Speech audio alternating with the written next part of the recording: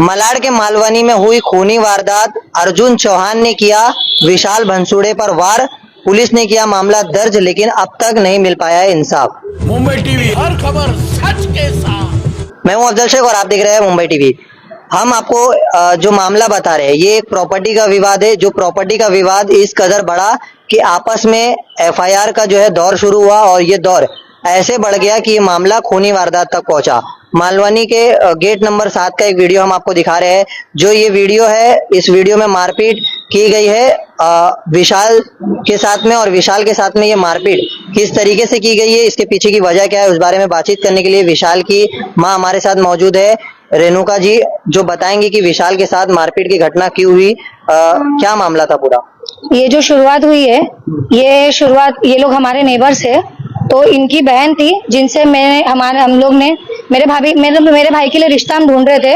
तो ये लोग ने अपनी बहन का प्रपोजल रखे और हम लोग ने वो एक्सेप्ट कर लिए, क्योंकि ये लोग बहुत गरीब है। इसीलिए हम लोग ने इनसे ना कुछ चीजें लिए ना कोई मांग किया, क्योंकि इसकी मम्मी घर काम करके अपना पेट भरती है और इसका बाप भी कुछ पैसे कमाता नहीं है। तो हमारी शादी हुई, नॉर्मल हुई, अच्छे से हुई। इसकी शादी के बाद में 2 महीने के बाद में ये प्रेग्नेंट रह गई। मतलब शादी हुई जैसे ही ये प्रेग्नेंट रह गई। और कि मेरा भाई है, उसको 2 महीने के बाद पता चला कि मेरे भाई को टीबी है।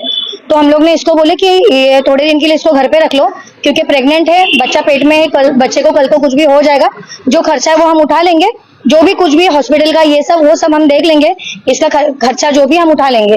तो इसके भाई ने मुझे बुलाया घर पे, इसके भाइयों ने मेरे से मीटिंग करे और ये लोगों ने बोला कि देख उसको तो टीबी है, वो आज नहीं तो कल मर जाएगा, तो हमारी बहन का क्या होगा। तो मैंने बोली तुम्हारी बहन का क्या होगा, टीबी नॉर्मल चीज है, 2 से 4 महीने में 6 महीने में वो ठीक हो जाती है।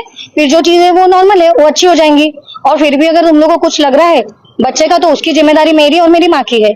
अगर कुछ भी कम पड़ेगा तो वो मैं अपने तरीके से पूरी कर दूंगी, उससे तुम लोग बेफिक्र है ना। बोले कि नहीं, तुम लोग एक काम करो कि तुम लोग ये तुम्हारे घर का हिस्सा कर दो। तो मैं बोली वो हिस्सा कैसे करेंगे, वो मेरी माँ ने दिया हुआ गिफ्ट है मेरे भाई को, तो हिस्सा तो नहीं हो सकता, क्योंकि हम लोग ने अपना ओन कुछ कमाया नहीं है और हमारे माँ बाप दोनों जिंदा है। तो इतना जब मैंने बोली तो वो नॉर्मल कॉन्वर्सेशन चल रहा था। तो अर्जुन इतने में आया और अर्जुन ने बोला ज्यादा बोल मत, अगर नहीं करेंगे ना तो एक एक को मैं पैर पड़ाने लगा दूंगा, याद रहो। तो मेरे को लगा कि नॉर्मल मस्ती कर रहा है, ठीक है। तो मैंने बोली चल तुझे पैर पड़वाना बढ़वा देना, मैं देख लूंगी। इतना बोले, कॉन्वर्सेशन खत्म हुआ, कुछ हुआ नहीं बात, मैं अपने घर पे आ गई। ये चला रहेगा मतलब कि कुछ महीने भर नहीं, नॉर्मल कॉन्वर्सेशन था। 2-3 महीने के बाद में शायद से दिवाली थी, इसने दारू पिया था, इसने क्या नशा किया था, मतलब शायद से दारू पिया था इसने। फिर ये मेरे रोड के ऊपर, मतलब मेरे घर के यहाँ ये आया, ये चक्कर मार रहा था, ये मेरे भाई को ढूंढ रहा था एक्चुअली। तो ये चक्कर मार रहा था और पिया हुआ था ये। तो इसको मेरी बेटी ने, ये मेरी बेटी के ये गाली गलौज करने लगा वहां खड़े रह के। तो मेरी बेटी बाहर आई, मेरी बेटी ने बोली कि क्यों गाली गलौज कर रहे हैं अर्जुन भाई, घर पे जाओ ना, गाली गलौज अच्छा लग रहा है क्या, दिवाली का टाइम है। तो इसने बोला ये चल अंदर जा, तू तेरा काम कर, गाली, इसने उसको गाली दिया। तो इसने इसके भाई को फोन लगाई और इसने बोली कि देखो राज भाई इसको लेकर जाओ, ये गाली गलौज कर रहे, अच्छी बात नहीं, दिवाली का टाइम है। तो उसने, वो आया इसको लेने के लिए, पर ये इसने माना नहीं। और इसने, संजना खड़ी थी, तो मेरी बेटी जो खड़ी थी, इसने टी शर्ट पहना था, तो इसने उसके कपड़े मतलब ऐसे उठा दिए। तो इसने जैसे कपड़े उठाए ना, मेरी बेटी ने इसको झापड़ मारी कि मेरे कपड़े क्यों उठाया, छोड़। और इसका मारा पीटी और इसने जोर से चिल्लाई। तो मेरे घर वाले आ गए, मैं थोड़े देर के बाद में आई, क्योंकि मैं थोड़े पीछे साइड में रही थी। तो मैं बाद में आई, इन लोग मेरे घर वाले आए और इन लोग में थोड़ा सा मारा पीटी हुई, उसके पूरे घर वाले आए।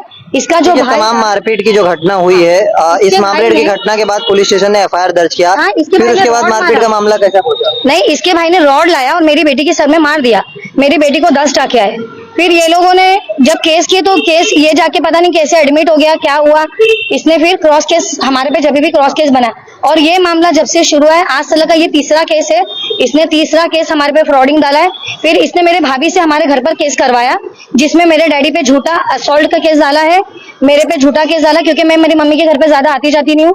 झूठा मेरी भाभी पे, मेरे भाई पे, सब पे हमारे पे झूठा केस डाला है। मेरा बेटा जब छोटा था, 18-20 साल का था, उस पर भी असॉल्ट का केस डाला, किस किया फलाना के। एक बच्चा है जो किसी की मामी को कोई केस है, ये सब तो 2 महीने में तुम थोड़ी ना ये सारी चीजें घटना कोई किसी से कर देगा। तो ऐसे झूठा केस डाला। फिर इसके बाद में ये खुद फिर से आता है, ये मारा पीटी करता है। अब लास्ट टाइम में भी ये आया है, इसने मेरे बेटे को अकेला देखा। अगर आप वीडियो देखोगे तो आपको पता चलेगा, झुंड बनाए हैं, प्लान करे हैं, उसको मारे हैं। और मारने उसको वाले कौन कौन थे? अर्जुन था और अर्जुन की बीवी थी, अर्जुन की 2 सालियां थी और रॉकी के घर के 3 जन थे, मतलब इसकी मौसी के घर की 3 औरतें थी, जिन्होंने इससे एक ने मेरा बाल भी खींचा है। हमने ना किसी को गाली दिया है, ना हमने किसी को मारा, क्योंकि देखो ये झुंड में आते जो हैं। हम सीसीटीवी का जो घटना हुआ उसके बाद एफआईआर कैसे क्या हुआ? एफआईआर हुई है तो क्रॉस हुई है, जबकि हम लोग उसमें है ही नहीं है। और अगर आप देखोगे वीडियो, आप जूम करिए, आपको जो करना है आप वो करिए, जैसे भी है। अगर हमारे पे केस बनता तो हम उसके लिए तैयार है, पर हमारे पे बनता ही नहीं है। मेरे डैडी जो 64 ईयर्स के, उन पे भी 54 समथिंग कुछ डाला है। मेरे बेटे ने किधर से कुछ किया नहीं है, उस पे 354 समथिंग डाला है। तो ये ऐसे ही झूठा केस बनाता है और पुलिस झूठा केस ले लेती है। तो पुलिस के आला अधिकारियों से क्या मांग रहेगी? अभी किस एक तरीके पुलिस का है जो वो हमको सपोर्ट कर रहे हैं, क्योंकि उन्होंने जांच किया और वो बोल रहे हैं कि वो जांच करेंगे। अगर उसमें वो कोर्ट में क्या मांग रहेगी आपकी? पुलिस से यही मांगे कि आप जांच करिए, और आप हर बारी झूठा केस कैसे ले लेते हो? अब कल मुझे जाते थे इसने गाली देकर गया, मुझे बहुत गंदी गाली दी है, दारू पिया था। उस तरीके की आपकी मांग है? हाँ, मेरी मांग है नहीं, मुझे इससे मरने का डर है, ये मुझे मार सकता है, ये क्रिमिनल बंदा है, ये इससे मुझे मारने का डर है, क्योंकि मैं अकेला रहती हूँ, मेरा बेटा अकेला है, मैं रात को काम पर जाती हूँ, मैं रात में अकेला कमाती हूँ। ये कभी भी मेरे पीछे आता है और मुझे डर है कि ये मुझे कभी भी मार डालेगा। जिस तरीके की ये घटना थी, इस घटना के बाद कहीं ना कहीं मालवानी पुलिस के पास अब इस मामले को लेकर पूरी तरीके से इन्वेस्टिगेशन करने की मांग इनकी तरफ से की जा रही है।